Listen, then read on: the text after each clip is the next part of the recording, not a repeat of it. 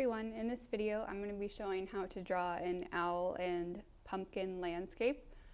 So to start off with, you'll need a white color pencil, and then for the rest of it you'll need oil pastels. So first you're going to write your name and homeroom on the back with your white color pencil. It's a little bit easier to read than the oil pastels. Next I'm going to start drawing with my white color pencil. I draw with this first. You can draw with normal pencil, but the white color pencil is a little bit easier to see. I'm going to start with the pumpkins. They're going to be at the bottom or in the foreground of the landscape, so they're going to be really close to the viewer. So it's up to you how big you think they should be. I usually say about a third is about the right size, so it takes up a third of your paper. My paper is turned landscape way, so it's longer. So first, for the pumpkins, instead of just doing a half circle or some type of circle, if you want them to look more realistic, it helps if you do each section of the pumpkin. So I start with the center section of a pumpkin, and it's kind of like a rounded oval. And then I add one or two to the sides. So then on this left side, I leave a little space from the very top of that curve. And I add another section, so it's another curved line going around. Then I do the same thing on the right side. I could leave it that size, or I could add another one. So again, I go down a little bit.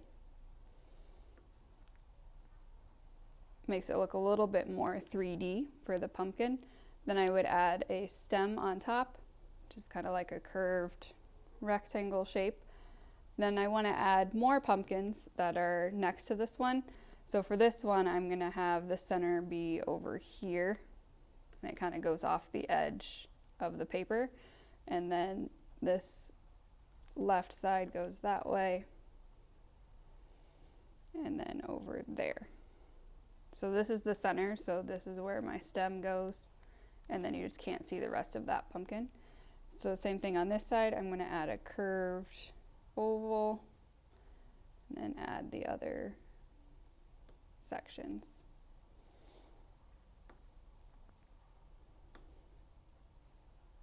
And then again, curved stem. Then up to you if you want to add any like leaves or any extra little kind of twirly vines or something. Depends what you want it to look like. It doesn't have to be super realistic. If you want it to be more of a kind of cartoon version of a pumpkin, that's fine. So you can add whatever you think you want to add for details for the leaves and vines. It's up to you where you want to put the owl, but it usually works best if it looks like it's kind of sitting behind the pumpkins, then you don't have to worry about feet. You could also draw like a branch coming from the side and have it sit on a branch too. Up to you, depends how you want that to look. So I'm going to actually start with the eyes first.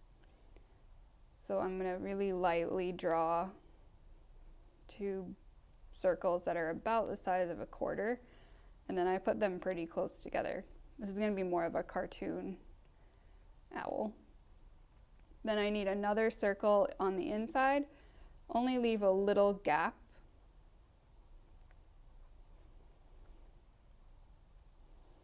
So I need one more circle to be the pupil.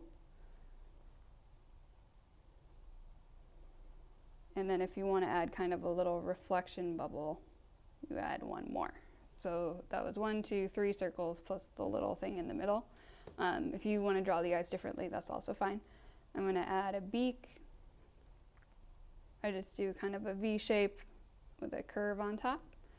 Then depending on what type of owl you're doing, you can do the body a little bit differently, but basically you're going to want a curve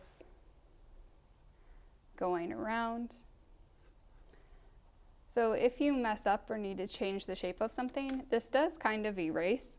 So you can go in with an eraser, just a normal pencil eraser, and fix something if you mess up. Not a big deal usually. If it still shows a little bit, the oil pastel will most likely cover it up anyway. So next I'm going to add some wings. Depending on what type of owl you want to do, they could either go on the inside or the outside of the body. For this one, I'm going to have them kind of stick out on the sides. And you can't really see the end of my wings on this one. If you did them on the inside, they'd kind of point inwards. Then you're going to add any extra details you want. Horned owls, if you want to do a horned owl, their horns are actually not real horns, they're just feathers.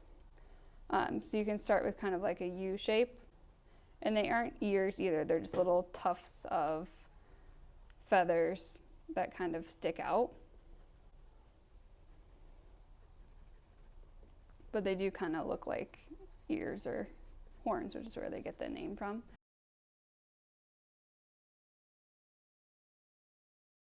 You can add patterns or other things into there, up to you, kind of depends how you're planning on coloring it in. I'm just kind of sketching out where I want things to go, and then I'll cover it up with oil pastel later. Okay, so next I'm going to add some feather lines. So these can just be kind of like U shapes or V's, just depends what you want your feathers to look like. Okay, now that I have my owl basically sketched in, I can add extra stuff to the background. So something you could add would be a moon. You could either do a crescent moon or just kind of a circle sticking out. I'm going to do a crescent moon, which is basically like a C shape, and then make a smaller C on the inside with points at the end. If you want to add kind of a starry night effect, you could add little stars. If you want to do it like the painting Starry Night, you would add some like swirls with different colors when you do oil pastel. I'm going to start with the pumpkins and show you how to blend those first. So to start out with, to do the stem, these could be brown or tan or green or a combination. So I'm just going to add like the outline and a couple lines with brown first. You don't have to use brown if you just want them to be green, that's also fine. Next I'm going to add some dark green. Now I'm going to add some light green. I'm just kind of using the oil pastels themselves to blend. You can also use your finger if you want them blended in more. Next I'm going to add my leaves and vines. Alright, now I'm ready to color the inside of my pumpkin. I'm going to be blending some yellow, orange, and red, mostly orange. If you have oil pastels that are really dirty like this one, you can't rub off some of that extra color that shouldn't be there, that sometimes get on the oil pastels from the other oil pastels in the container.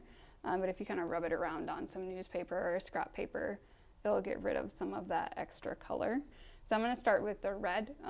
I like to do darkest to lightest when I do oil pastels, so I'm just going to do a kind of red outline. Next I'm going to add the main part, which is orange, so I'm just going to color each section orange. Next I'm going to add some highlights with white. With oil pastels, if you add white on top, it's going to make kind of a highlight or a lighter version of that color. So I'm just going to add a few little white streaks in the center of each section. And then I'm just going to blend that with my finger to kind of make a highlight spot. You could also go back and re-outline stuff with either black or white if you want it to stand out a little bit more. So for this one, I'm going to use black to outline, but you don't have to re-outline if you like how it looks without the outline. So notice I did the black outline after I was done blending all the colors. You want to save the outline for last because it will blend with the colors and make everything really kind of black and dark if you do the black outline first. So next I'm going to be working on the owl. So for the eye, I'm going to leave this little white reflection spot. So I'm just going to color that with colored pencil because it's pretty small. Then the part next to the reflection speck, so the smallest circle besides that, that's going to be black. This is going to be the colored part of his eye. and then this will be the white part of its eye.